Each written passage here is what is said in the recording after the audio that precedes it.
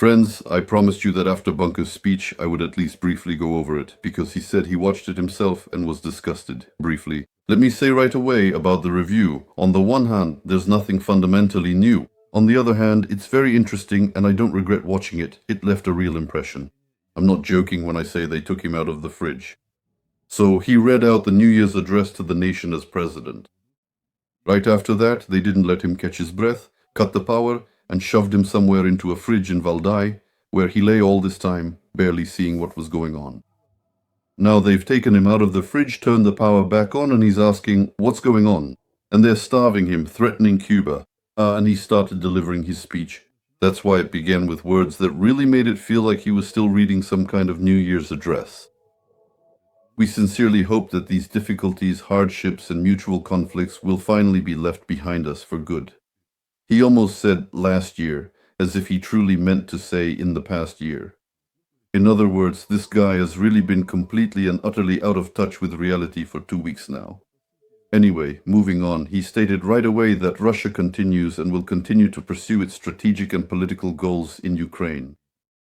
So it's all obvious. The war goes on, and all the predictions for January 15th turned out, to put it mildly, to be unfounded. Nothing has changed. What is needed for peace in Ukraine is still the same, to go back.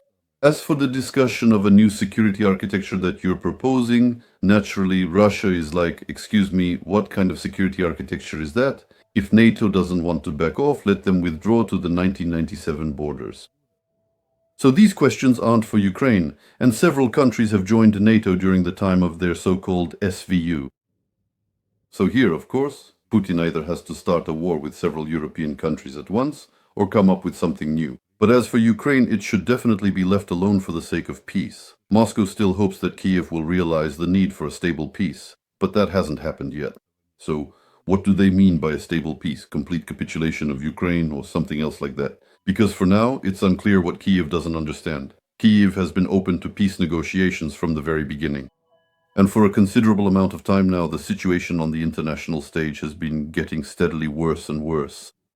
A vast number of different countries are currently in states of total chaos and complete lawlessness, and they simply do not possess the necessary resources to defend themselves. He made several such statements, unmistakably and clearly hinting at the United States that they pressure everyone, disregard international law, and continuously trample on international regulations. He didn't say the word America out loud, but it was clearly implied between the lines. That's why I think Trump will be in the right mood at the Economic Forum in Davos. And of course, Putin promised support to allies, specifically to Cuba. That he supports the Cuban people in their aspirations? To fight for independence, not to listen to anyone, and, so to speak, to live by their own rules?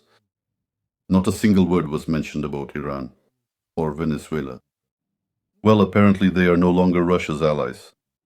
Because Russia heroically defends its allies, but if the US starts putting pressure on someone, then that country is automatically no longer an ally.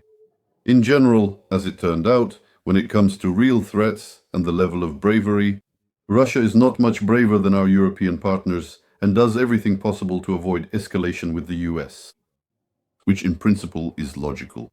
The conclusion is simple. Putin still lives in his own reality. He believes that they can achieve from Ukraine by force what they couldn't accomplish through diplomacy. He doesn't plan to stop now. So for us, everything continues.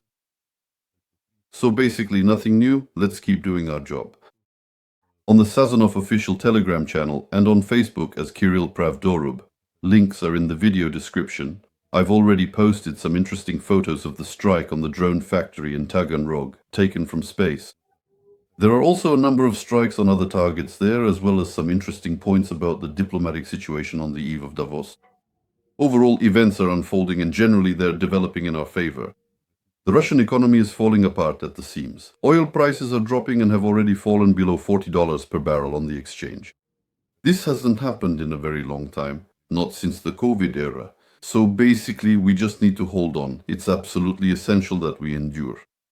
And Russia is already coming apart at the seams. This isn't an optimistic forecast, it's the reality, and even Russian oligarchs are talking about it. Deripaska himself has openly said so on video, and Kirienko confirms this. Russia is heading toward the abyss. Our task is to withstand this round, to hold out until they reach the edge of that abyss. Friends, subscribe to this channel, follow me on Telegram and Facebook. The links are in the video description. We will endure, we will win, everything will be Ukraine.